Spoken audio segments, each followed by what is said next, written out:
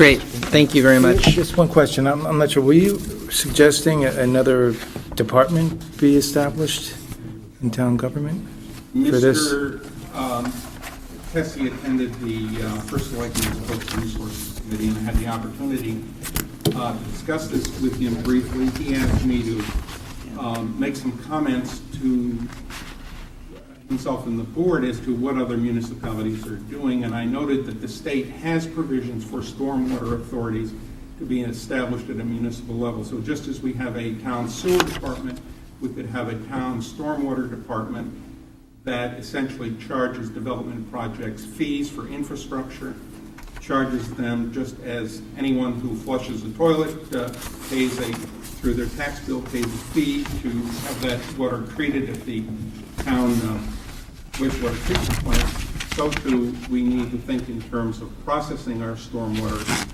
and I'm suggesting that rather than just dump it in Long Island Sound, we find a way to recycle it back to North Greenwich under some type of irrigation water authority, so that we would end up selling the water back to Conyers Farm or golf clubs or anyone else that would like to have large-scale irrigation facilities. Well, my question was, though, is this grounds for another department? Is that what you're The proposing? state law authorizes the establishment of municipal stormwater authorities, yes. Okay. And I'm thinking, the question that was raised at Flood and Erosion Control Board, how would we possibly pay for all this infrastructure? And the chairman put out a suggestion that we might have to do it the way we do sewers.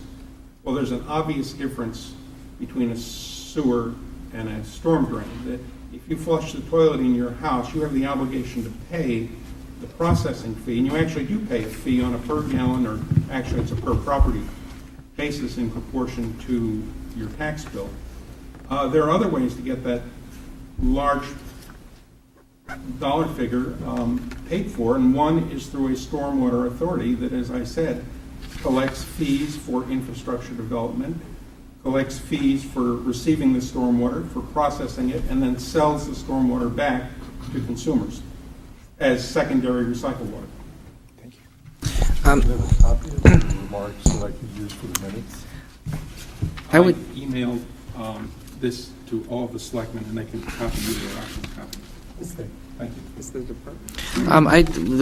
Thank you for your presentation. I would like to just comment, clearly the underlying premise of your remarks, or Mr. Quigley's remarks, relate to water quality, stormwater, and in terms of just public information as it stands now, is in terms of water quality in testing, in the health concern related to it, it is done by the Department of Health in the town of Greenwich. That is their...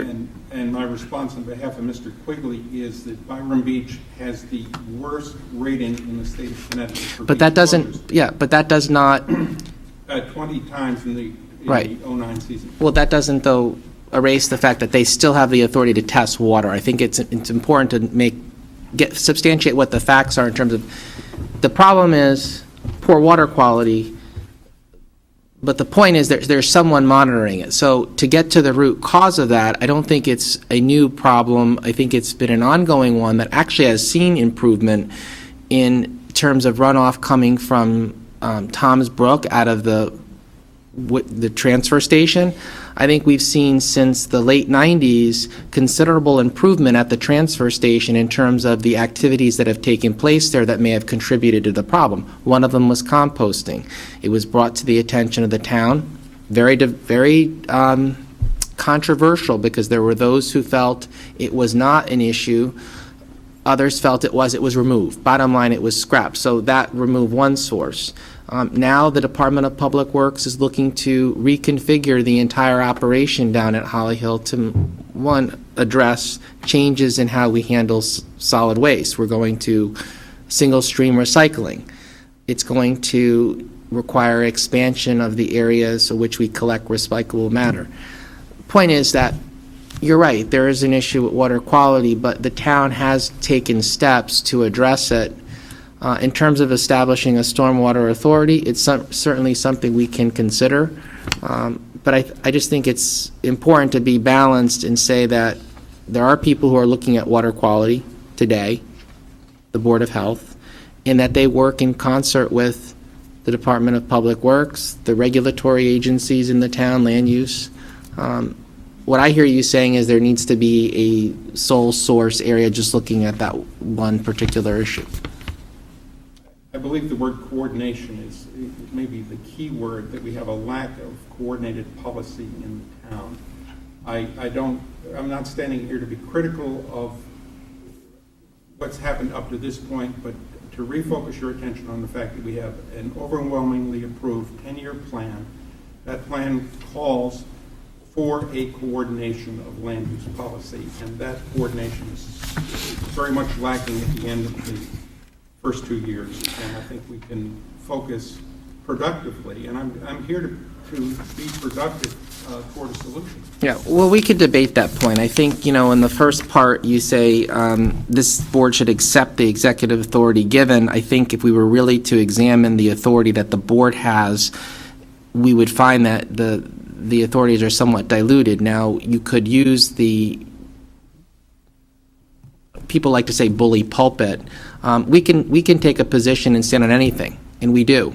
But I just want to be clear, I don't know if we could substantiate within the charter that we have the authority to do certain things, because, Well, that's why I people in the highlighted context of politics have been saying that recently, and the reality is, you have to match the rhetoric with reality, which is, what does the authority that this board has legally?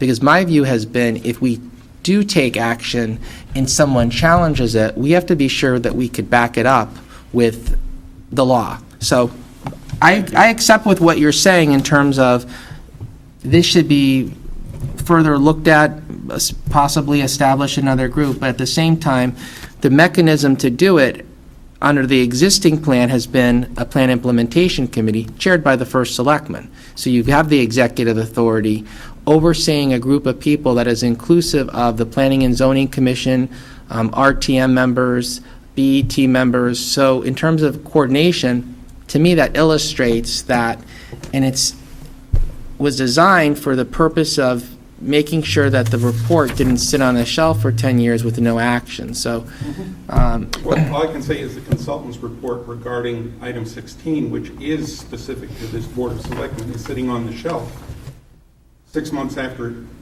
it's been produced and delivered, and well, you're jumping from I'm one subject to another. On that one, I feel very confident that tremendous progress has been made. In fact, prior to 2008, there was no one focused on the waterfront. It was a subunit of the Board of Parks and Recreation, which is an advisory board to the First Selectman, not the Board of Selectmen.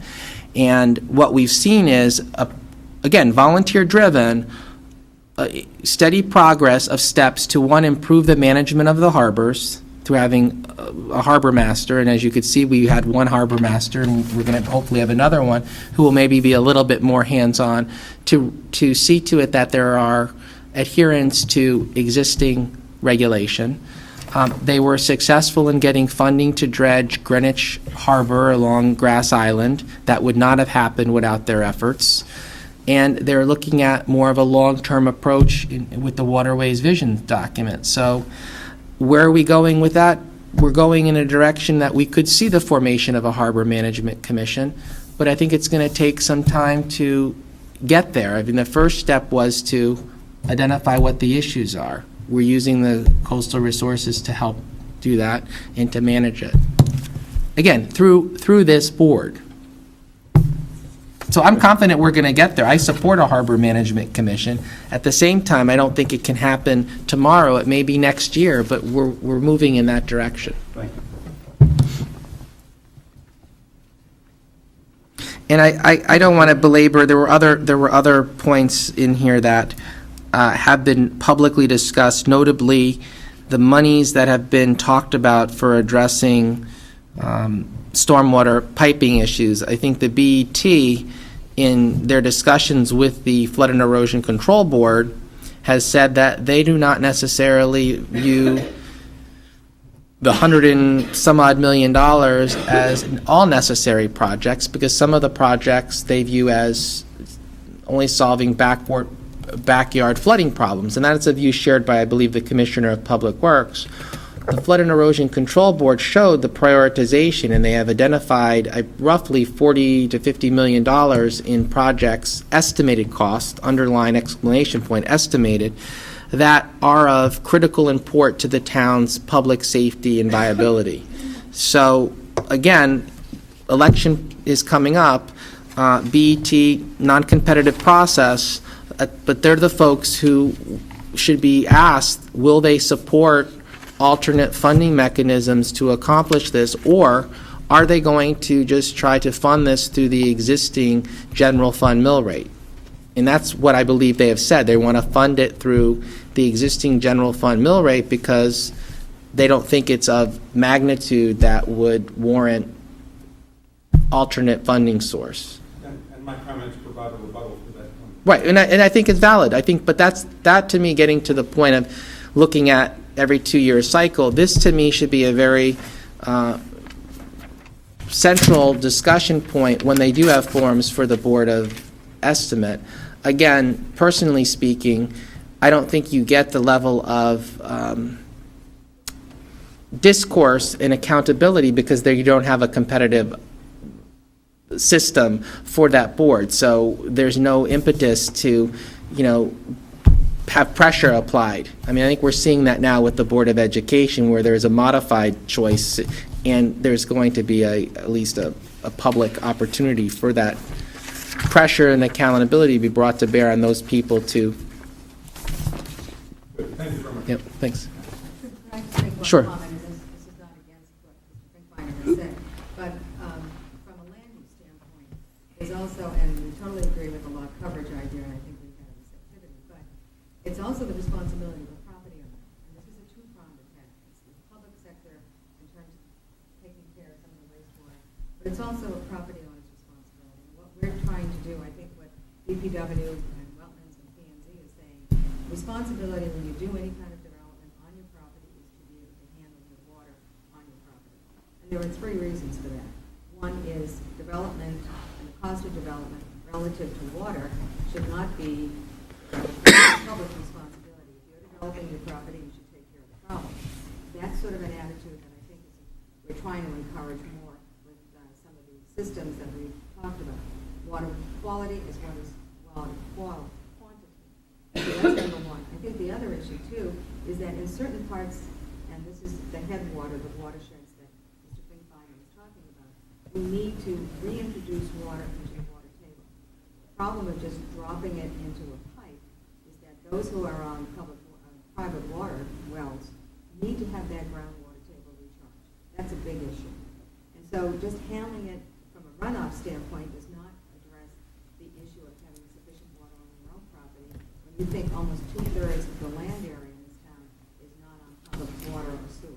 So I think that's something to think about, that it should be a two-pronged attack, not necessarily just a public. Diane, that's great to know. And Peter was saying before, in terms of using Channel 79 about utilities and whatnot, Right. I don't, for an education point of view, that's something maybe we consider on Channel 79 too, about how water is supplied. I think that would be, And Wetlands has had guest speakers, we've had guest speakers dealing with this.